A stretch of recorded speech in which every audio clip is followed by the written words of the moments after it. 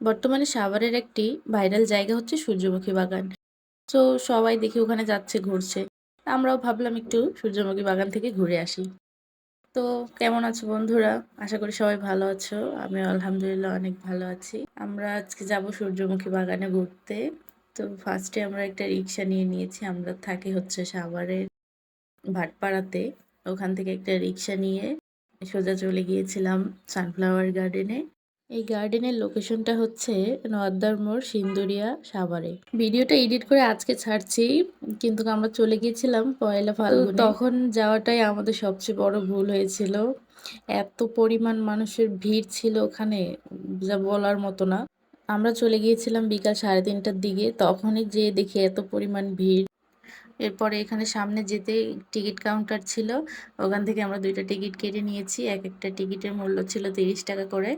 আমরা দুজনে টিকিট কেটে ঢুকে পড়লাম ভিতরে।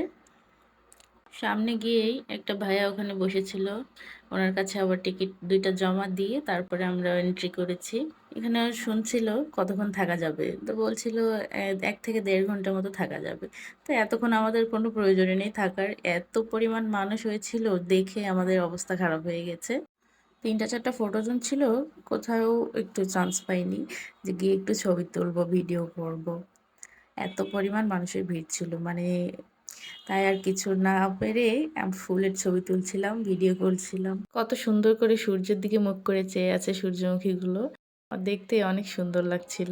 আপনারা যদি কেউ ঘুরতে আসেন, চেষ্টা করবেন শুক্রবার বাদে আসতে, আর চেষ্টা করবেন সকালের দিকে আসতে, বিকালে অনেকটা ভিড় থাকে।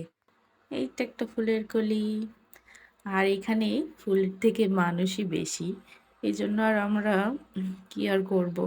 এই যে এখানে একটা দোলনা ছিল, এখানে দেখুন কি পরিমাণে সিরিয়াল, এত পরিমাণের ভিড় ছিল এখানে। পরে আমরা আধা ঘন্টার মতো থেকে এখন না পেরে চলে এসেছি। এখনও অনেক লোক যাচ্ছিল, আমরা বিদায় নিয়ে নিলাম।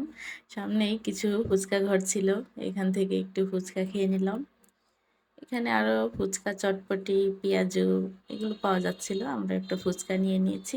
আর একটা কথা, ওখানে কিন্তু বড় বড় ফুলগুলো বিক্রি হচ্ছিল 200 টাকা করে, আর মাঝারি ফুলগুলো বিক্রি হচ্ছিল 150 টাকা করে। ওখানে কিন্তু গায়ে হলুদের প্রোগ্রাম করা যাবে, ওটার জন্য ওরা আলাদা বুকিং নিবে, ওখানে আলাদা পেমেন্ট দিতে হবে। ওখানে ফুল ছিঁড়লে কিন্তু 500 টাকা করে জরিমানা দিতে হবে। তো আমরা রিক্সা করে বাসায় রওনা দিচ্ছি, এখন আমরা বাসায় চলে যাচ্ছি। সামনে কিন্তু ইডেন গার্ডেন যাওয়ার এই রাস্তাটা, ইনশাল্লাহ ঈদের পরে আমরা ওখানে ঘুরতে যাব। তো ভিডিওটা কেমন লাগলো বন্ধুরা, সবাই অবশ্যই কমেন্ট করে জানাবেন। আলহামদুলিল্লাহ কাল থেকে প্রথম রমজান শুরু, সবাই ভালো থাকবেন, আল্লাহ হাফেজ।